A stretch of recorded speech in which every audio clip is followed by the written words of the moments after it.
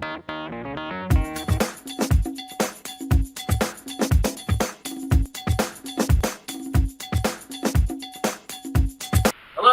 and welcome to another edition of the Small Business Insights. I'm Don Emmett, Managing Director of Trust Associates. And today we're here at Grimball Jewelry. That's correct. With Berkeley Grimball. Thank you for inviting us into your beautiful store here in Chapel Hill, North Carolina. Berkeley, thanks for the opportunity to be on your show. Thank you very much. People ask me all the time, how did you get in the jewelry business? Okay. Usually they'll think, well, is this a family business? And I say, well, it is, except I started it. Okay. Sometimes I joke that my grandfather started it, but basically I started it. It has that feel. I got that impression when I met you. Well, the name is kind of a traditional sounding name. But I got in the jewelry business because my roommate in college went to Amsterdam one summer and learned how to make some wire jewelry from, so the story goes, hippies on the street in Amsterdam. And he came back to school and said, we can do this. And so he was a good entrepreneurial kind of guy. And we had 3 tools, 2 techniques. We started doing it. And I thought, oh my God, I'm making money and meeting girls. What could be better than this? And never found anything better. So that's what happened in 1971, I guess it was. Really? So I've been doing jewelry ever since then. Minor interruptions. And this particular business is now 32 years old. Okay. We started in 350 square feet in Carmel Mall in Scarborough. Okay. Tiny little space. And the rent was $350 a month.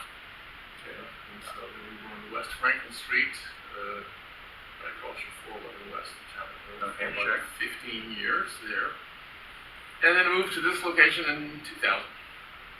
We've been since. We're at the corner of Franklin and Estes. Right next to Whole Foods. Right next to Whole Foods. So it's a busy shopping center. Staples is right nearby. Yep.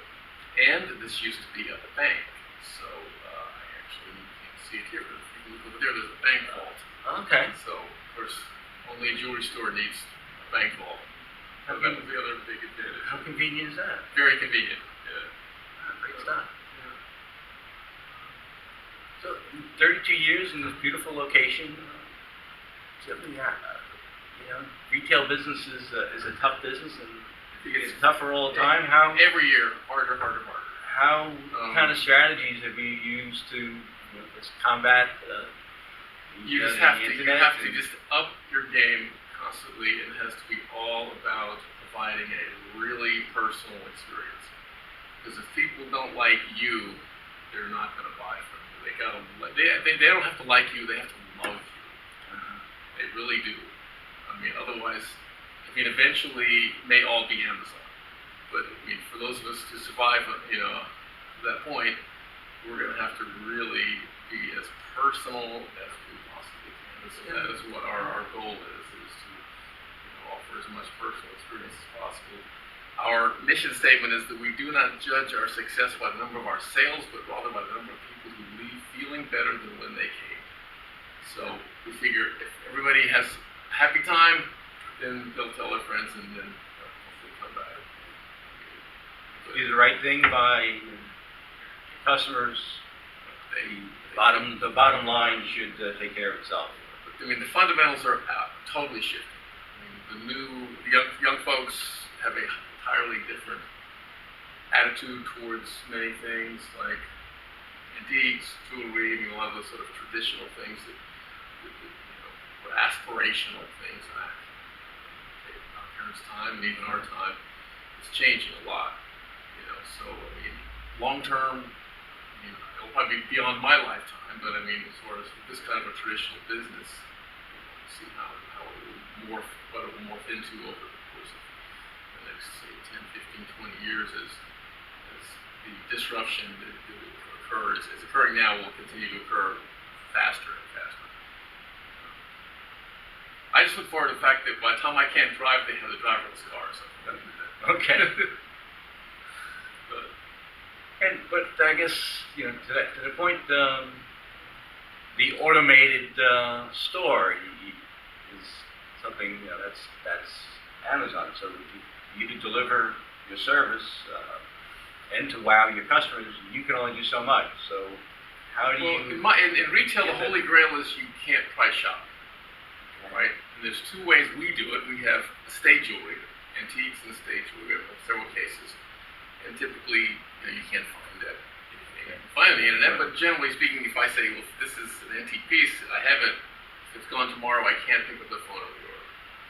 The other thing we have are pieces that we make ourselves. I mean, I still make jewelry. I have a case full of pieces that I've made myself, and my designer here also has made. And so we do one-of-a-kind pieces. And again, if you want a one-of-a-kind piece, then you have to get it. You can't go online and find that. So that is one way to try to differentiate yourself. I mean, it's not a mass market thing. You've got a small niche of people that are be looking for that kind of product. But they're out there. I mean, and this is a good community.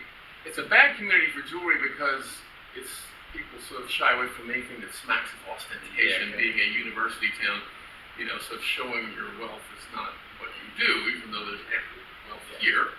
Doesn't mean that. But people are smart and have really good taste and appreciate quality. So the other thing you go for, and in the world of gems, the upper level of quality, there is a very limited amount. There's only a certain number of super fine gemstones at any given variety that's out there. You're not going to find that, on Amazon. So you just have access to the people who supply really the higher end. So in retail, you either got to go for the bottom or the top. The middle is gone. Amazon owns the middle. In this level of retail, in luxury goods or something, you can't. It's either Timex or Rolex, right? Because people less and less wear watches. We used to carry watches and we quit doing it because people don't wear them. I wear one. Do you wear a watch? I see. That's because my point taken, right? See, so everything's changing in that way. So you just have to constantly adjust your products and always be looking for new things. I go out to Tucson every year. It's the world's largest mineral show. And you can see things that you will not see anywhere else, practically in the world. So people come from all over the world, and it's amazing. I go out there and tell people it's the most fun I can have. Still light it off. It's just me and the cans do it. They feel like rocks. Okay. And obviously you have a passion, and your name is on the building. About instilling that passion or that level of customer service in your employees, you can only do so much. How do you communicate that to your team? You hopefully hire people who are similarly passionate. I mean, it is an easy business to be passionate about. You're selling beautiful things to people at happy times, and so there's a lot to be said for that. So in that way, there's a lot of good feelings around the business. Not selling hardware or something or functional things. We're selling beautiful things. Anniversaries or weddings. It's a happy event. Happy event time. So it's easy to get people to do that. And in any business, the culture comes from the top. In small business, you have to define the ethics you work at and the culture and how you treat people. I mean, the one sort of bit of wisdom in terms of people who work for you, I would say, is that you'll never have anybody working for you more honest than you are for very long, because people aspire to be in a higher ethical environment, right? So you have to set the bar. And if you don't, then if you're not impeccably honest, how do you expect your employees to? See the owner cutting corners or... Right. Yeah, so if you cut corners, then your employees are going to cut corners, and they're going to cut corners on you. I mean, in this business, any one of my employees could steal me blind.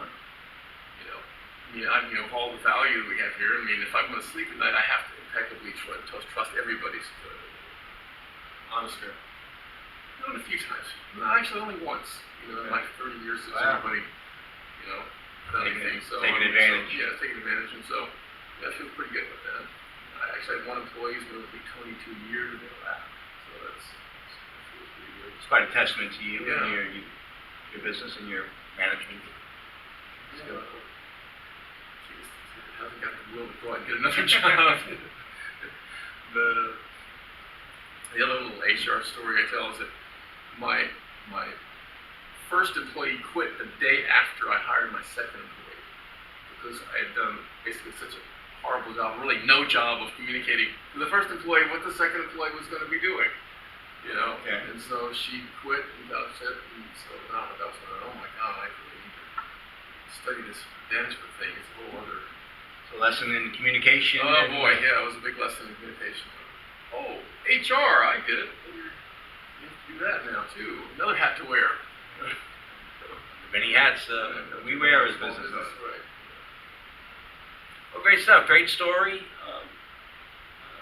Appreciate the time given with us. Why don't you tell our viewers how they can get in touch with you? Well, our hours are Tuesday through Friday, 10 to 6, Saturday, 10 to 5. Very comfortable hours, I have to say, still in this day and time. But it still works. Or you can visit our website. It's Grimball Jewelers. That's Grimball Jewelers.com. Or stop by and see us here at the corner of Franklin and Lloyd. In Chapel Hill, North Carolina. This is Don Emmett for Small Business Insights and Trust Associates saying thank you. We'll see you the next time. Thank you, Don. Thank you.